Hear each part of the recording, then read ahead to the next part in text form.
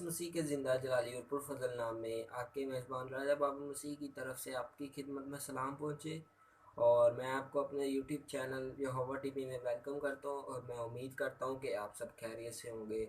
और मैं आपके लिए दुआ करूँ कि खुदावंद आप सबको बरकत दे। और मैं उम्मीद करता हूँ कि आप सब खैरियत से होंगे। तो जैसा कि आज हमारा उन्वान है कि पहला रोज़ा मतलब पहला सलीबी कलमा जो खुदावंद यीशु मसीह ने अपने ज़ुबान मुबारक से जब वो सलीब पर थे तो फरमाया। और हम सीखेंगे जैसा कि हम सबको पता है कि ये पहला सलीबी कलमा किस चीज़ का है, माफ़ी का। तो आज हम इसी के बारे में सीखेंगे खुदावंद यीशु मसीह ने ये कलमा क्यों कहा और इसका क्या मकसद था। तो आप मेरे साथ निकालें। तो प्रोग्राम का आगाज़ करने से पहले आपसे एक दरख्वास्त है कि मेरे चैनल को अभी तक सब्सक्राइब नहीं किया तो चैनल को सब्सक्राइब कर सकते हैं, साथ में लगे बेल आइकन को दबाकर ऐसे ऑल पर सेट कर दें ताकि ऐसी खुदा उनके कलाम के बारे में इंफॉर्मेटिव वीडियोस आपको टाइम टू टाइम पहुंच सके और आप खुदा के कलाम के बारे में सीख सकें और बरकत पा सकें। आमीन। तो आज हम अपनी तलावत की तरफ बढ़ेंगे। लुका की अंजील उसका 23 बाब और उसकी 34 आयत। यस्सु ने कहा, ऐ बाप इनको माफ़ कर क्योंकि ये नहीं जानते कि क्या करते हैं। हालेलुया, आमीन, प्रेज द लॉर्ड। यस्सु ने उनसे कहा, ऐ बाप इनको माफ़ कर क्योंकि ये नहीं जानते कि क्या करते हैं। अब खुदावंद यीशु मसीह, हम सबको पता है कि खुदावंद यीशु मसीह सलीब पर थे और उन्होंने ये कलमा मुबारक अपनी सलीब पर खुदावंद ने 7 कलमात में से ये पहला कलमा है और ये कलमा है माफ़ी का। तो देखेंगे खुदावंद यीशु मसीह तो इसीलिए हमारी कौम, हम लोग सबसे डिफरेंट इसीलिए हैं कि क्योंकि हमें ये शुरू से सिखाया जाता है कि एक दूसरे को माफ़ करना है। जैसे हमारे खुदावंद ने देखे कितने दुख सह रहा था तो उसने क्या किया जी, माफ़ किया। इसी तरह ये कलमा, ये अल्फाज खुदावंद यीशु मसीह ने क्या यहूदियों के लिए कहे, क्या रोमन अम्पायर के लिए कहे, आज हम इसी के बारे में सीखेंगे, या पलातूस के बारे में कहे। तो मैं आपको बताता चलूँ कि अगर पालूतूस ने जबकि यहूदियों के रक्ष में आकर वो खुदावंद यीशु मसीह को सज़ा का हुक्म दिया था, लेकिन उसने फिर बाद में हाथ भी धो लिए थे कि मैं इस बेगुनाह के खून से बरी हूँ। या ये यीशु मसीह ने, आज मैं आपको बताना चाहता हूँ कि ये यीशु मसीह ने ये पूरी दुनिया के लिए है कलमा कहा था। ये खुदावंद यीशु मसीह ने पूरी दुनिया के लिए ये कलमा कहा था, जो लोग उसे जानते थे या नहीं जानते थे। जो लोग उसे जानते थे या नहीं भी जानते थे उनके लिए खुदावंद यीशु मसीह ने ये कलमा फरमाया अपनी ज़ुबान मुबारक से, ताकि ऐ बाप इनको माफ़ कर क्योंकि ये नहीं जानते। क्योंकि उस वक्त यहूदी ये समझ नहीं पा रहे थे कि यही हमारा मसीहा है, यही वो हमारा नजात दहिंदा है जो हमें बचाने आया है। इसके खून बहाने से ये हमें हमेशा की ज़िंदगी में दाखिल कर सकता है, इसके खून बहाने से हम नजात पा सकते हैं। लेकिन वो उस वक्त ये नहीं जान पा रहे थे। अब ये हम सीखते हैं कि ये खुदा यीशु मसीह ने ये कलमा कहा क्यों, माफ़ी का कलमा। ये दरअसल यशायाह 53 बाब उसकी 12वीं आयत में जैसा कि लिखा है, आप मेरे साथ निकाल सकते हैं। यशायाह 53 बाब उसकी 12वीं आयत में लिखा है। ये उस बात की तकमील थी जो खुदावंद के बंदा यशायाह ने पेशन गोई की थी और यीशु मसीह ने उसकी क्या किया जी, उसको पूरा किया आकर। इसलिए मैं ऐसे बुजुर्गों के साथ हिस्सा दूंगा और वो लूट का माल जोरावरों के साथ बांट लेगा, क्योंकि उसने अपनी जान मौत के लिए उंडेल दी और वो खताकारों के साथ शुमार किया गया। तो भी उसने बहुतों के गुनाह उठा लिए और खताकारों की शफायत की। देखें, ये उस बात की तकमील है, ये उस पेशन गोई की तकमील है जो खुदावंद यीशु मसीह ने, जो खुदावंद का बंदा यशायाह फरमा रहा है यशायाह 53 बाब उसकी 34 आयत में, कि इसलिए कि उसने बुजुर्गों के साथ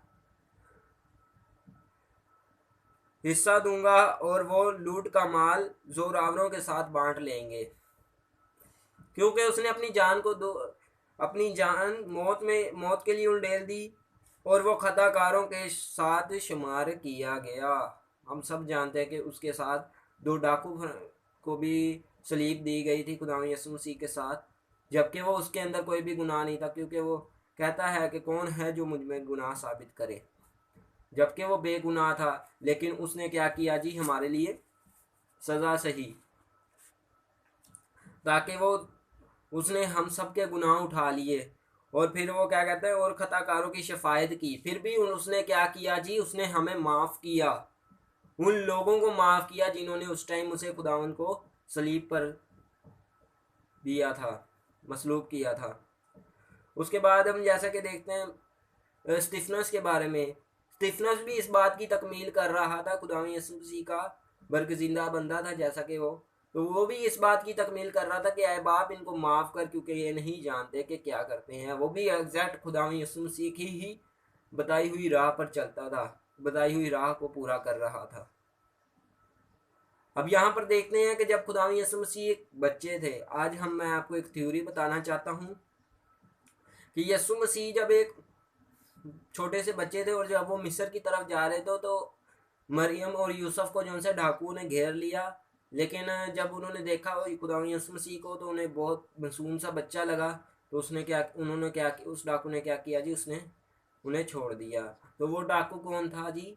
वो डाकू जो खुदावन यीशु मसीह के साथ कहता था कि मुझे अपनी, जब तू अपनी फरदौस में जाए तो मुझे भी याद रखना। ये मैंने आपको थ्योरी बताई है ताकि आपको इसका पता चल सके।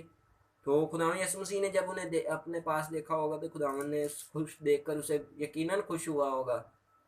तो जैसा कि मत्ती 5 बाब उसकी 23 आयत में भी लिखा है, मेरे साथ निकाल सकते हैं। मत्ती की इंजील उसका 5 बाब उसकी 23 आयत में जैसा कि लिखा है,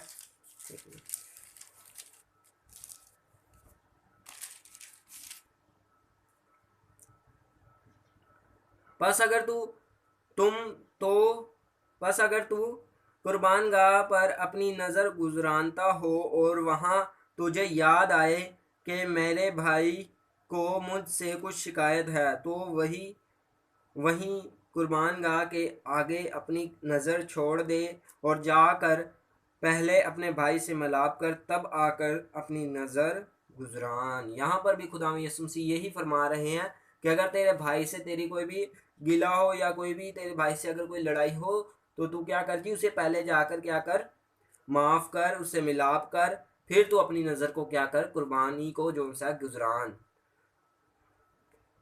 फिर जैसा कि खुदा यीशु मसीह ने हमें दुआए रवानी में भी बताया है कि जैसा दुआए रवानी में भी हम पढ़ते हैं कि ऐ बाप इनको माफ़ कर, क्योंकि ये नहीं जानते कि क्या करते हैं। यहाँ पर भी खुदा यीशु मसीह ने बहुत बेहतर नमूना दिया है अपने मानने वालों को, कुल जहान के लोगों को, कि ऐ बाप इनको माफ़ कर, क्योंकि ये नहीं जानते कि क्या करते हैं। उसके बाद मत्ती की अंजील उसका 18वां बाब उसकी 21 आयत में 22वीं आयत में जैसा कि लिखा है, मत्ती की अंजील उसका 18वां बाब उसकी 21-22 आयत में भी लिखा है, इस वक्त पतरस ने पास आकर उससे कहा, ऐ खुदावंद, अगर मेरे भाई मेरा गुनाह करता है तो मैं कितनी दफ़ा उसे माफ़ करूं? क्या 7 बार तक? यस्सु ने उससे कहा, मैं तुझसे ये नहीं कहता कि 7 बार, बल्कि 7 दफ़ा के 70 बार तक। खुदा यीशु मसीह ने देखें स्टार्टिंग से ही अपने शागिर्दों को ये सिखाना शुरू कर दिया कि अगर तुम्हारे कोई एक गाल पर थप्पड़ मारे तो उसकी तरफ दूसरा भी फेर दो। तो खुदा यीशु मसीह ने जैसा कि वो सलीब पर भी उन लोगों को माफ़ कर रहा था जो उसे मसलूब कर रहे थे, तो आज हमें भी ज़रूरत है, जबकि हम उसके मानने वाले हैं, हम उसके बेटे और बेटियां हैं, तो ऐसा कि उसने अपने शागिर्दों को सिखाया कि उसे माफ़ करो 70 दफ़ा, 7 दफ़ा नहीं बल्कि 70 दफ़ा। तो आज हम क्यों नहीं एक दूसरे को माफ़ कर रहे? दुआए रबानी में हम पढ़ते हैं, खुदा इनके गुनाह माफ़ कर जिस तरह हम एक दूसरे के गुनाह माफ़ करते हैं। तो हमें जब एक दूसरे के गुनाह माफ़ करते हैं, कब करते हैं? आज हमें सोचने की ज़रूरत है।